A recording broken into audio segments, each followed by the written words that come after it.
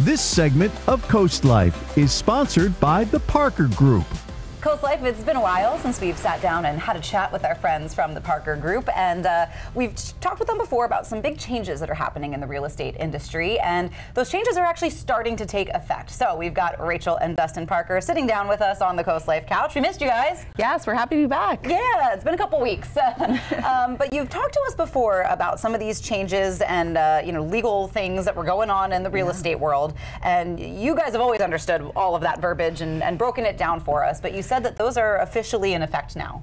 Yeah, so all of the settlement stuff really came down the pike in March, but August 17th was the big date when a lot of these changes were taking effect. And so we just really wanted to break it down for people, for buyers and sellers, what's going to change in their day-to-day life, what they can kind of come to expect moving forward. Sure. So I guess let's break it down. Where do we start? Yeah, so some of the biggest changes really, starting with the buyer side of the transaction. So historically, if you wanted to go see a house and maybe you found that house online somewhere, or you were already working with an agent, likely that agent would be happy to show you that house and several other houses, and you would build rapport, hopefully, with that person and start to like each other, and then maybe you would enter into a contract, which is called a buyer's agency agreement, which would officially make them your agent. Gotcha. Well, this rule change now requires that real estate agents have this buyer's agency agreement in place prior to working with you as a client. Okay. So they can no longer open the door for you until you sign a contract with them to commit to them, at least for some period of time, as your agent. But really the goal of it is just that as a buyer, you know in advance how much your agent is getting paid and what the different options for compensation are. Yeah, I mean, that makes sense. So I guess, does that really kind of lean more in the buyer's favor or the agent's favor, or really everyone's favor at the end of the day? I think really it's just all about transparency, and that's kind of why we've been in favor of this change from the beginning, is just the level of transparency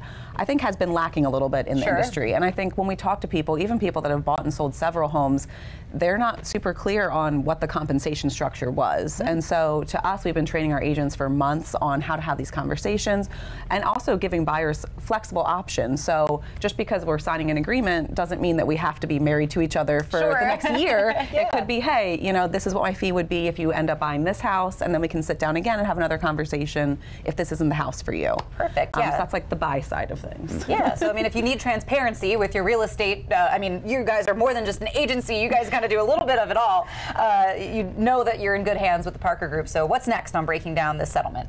Yeah, so on the seller side of the transaction, the biggest change is, historically, if you were to list your house with a real estate agent and you were willing to pay that real estate agent 5, 6, 7%, whatever it is that you may negotiate as part of that commission fee, a portion of that often would be split with the buyer's agent representing the buyer.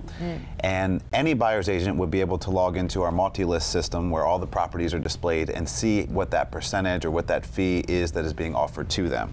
Gotcha. And with this change, that is now prohibited. And so sellers can still continue to offer compensation to a buyer's agent if they choose to, but we are no longer allowed to advertise that in our multi-list or in other systems. So if you kind of think about the flow now, which is really interesting, is if you're buying a home, you will agree in advance what your agent will get paid. You're not relying on the seller to say, I'll pay you 2%, 2.5%, 3%.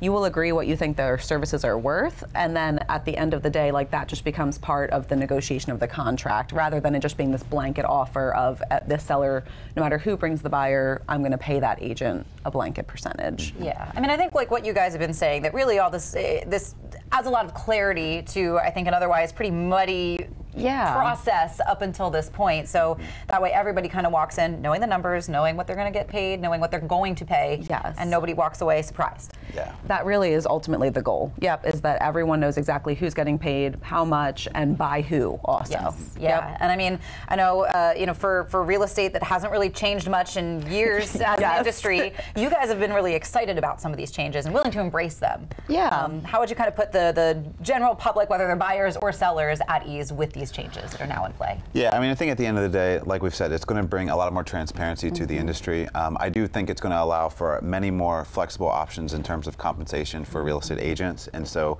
we've already seen, actually, since these changes were officially announced back in March, that buyer's agent compensation has actually gone down from like 2.64% on average to 2.55. And so in many ways, it's already saving buyers money, but conversely, it's saving sellers money because they're not paying as much on that buyer side commission as well. And so ultimately, I think it's a win-win for the consumers. More transparency. I think the best agents will continue to thrive and do really well by delivering exceptional service. But it's definitely an interesting time in the industry. Yes. Makes sense. Is there anything else that you want people to kind of know about these settlements and how the changes are taking place now?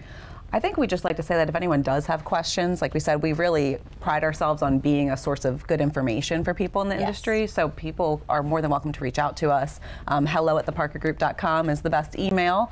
But we're going to keep putting out content and trying to make sure that everyone feels really comfortable, not only buyers and sellers, but also our own agents. We're making sure that they understand how to have these conversations and how to approach buyers and demonstrate their own value and figure out a system that works well for everyone. Absolutely. Sounds good. So whether you're buying or you're selling and you've got questions, the Parker Group has answers. Well, thank you guys for coming in and clearing things up for us once again, as you always do. And now we know that all of this information is officially in play. But we also know that there's more CoastLife that's in play. That's on the way when we get back.